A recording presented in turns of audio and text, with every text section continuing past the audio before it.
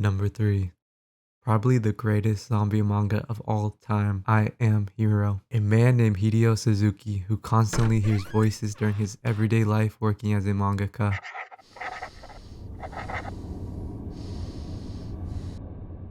It gets to the point where he doesn't know what is real sometimes. His schizophrenia is portrayed in such a unique way by showing us such scary and amazing visuals. Along with his mental problems, Hideo is a massive overthinker. However, this comes to an advantage later on. Also, did I mention he has a shotgun?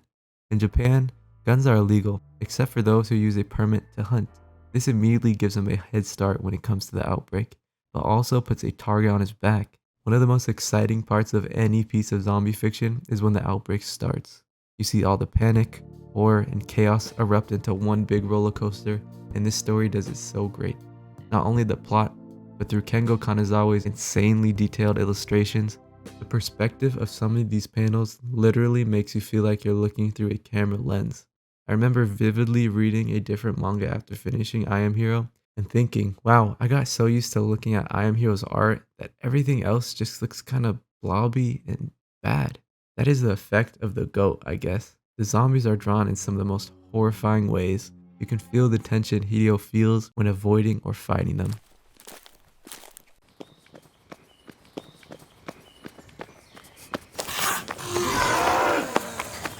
One thing I notice is that the pacing is done right. As the story goes on, you can notice the population and resources dwindle down. You see the world transform into an almost unlivable land. The many people that Hideo meets along his journey and parallel his journey are unique and have depth, making each person a real person and not just some random survivor. They all have goals and desires in such an insane world. And this brings me to the supporting cast. Hideo meets a high school girl early on in the story, gives him something to protect, and influences all of his decisions. Right off the bat, you can tell these two trust each other, and that trust goes a long way, especially during this time. The many twists and turns I Am Hero takes is what ultimately makes it stand out from other zombie stories. So go find out more and go read I Am Hero. Number 2. Number 2.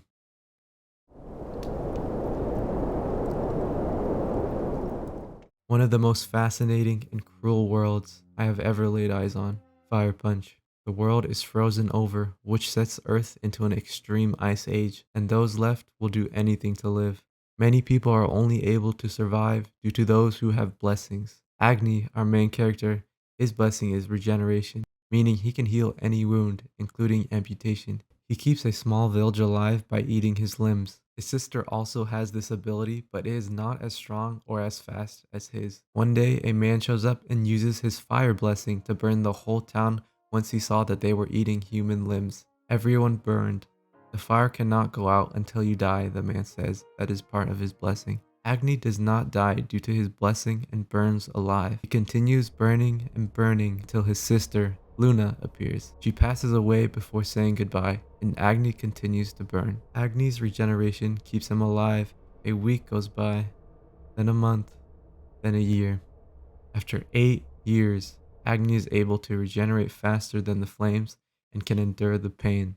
Still on fire and still filled with hatred, Agni travels across the tundra in order to get his revenge. As he discovers more and more people, he realizes how many people are being exploited for their powers in horrendous ways. With the world in such a desolate state, the people become cold. Agni is a man that can and will do everything he wants. The characters can use their blessings in such creative ways. It makes the powers in this manga so much cooler. At only 83 chapters, Fire Punch delivers so much packed into so little. I don't want to spoil too much, so go read it. I love a good revenge story, and this one is the peak of the summit. Number 1.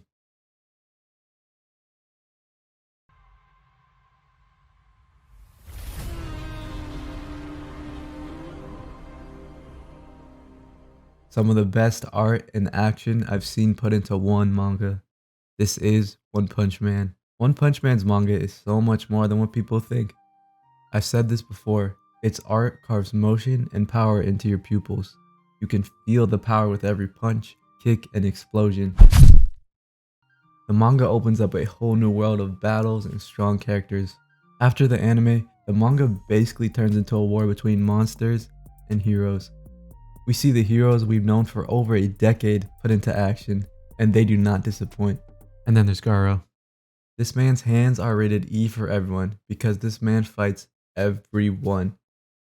This is more than an action comedy manga, it is Murata's masterpiece. The violence and gore get turned all the way up, the disasters even higher. Wait, I didn't forget about Saitama. We see what this man can do, and oh my god, he solos Goku. Bars. Let's just say this man can fart and wreak havoc, but not in the way I can. Anyway, this manga is pure gold. What started out as a derpy webcomic turned into illustrations that could be framed in a museum. As you can tell, I'm a sucker for great visuals, especially Fubuki. Thanks for watching. Leave your favorite manga in the comments so I can read and review them for a future video. I am Licked, and I'll catch you guys in the next one.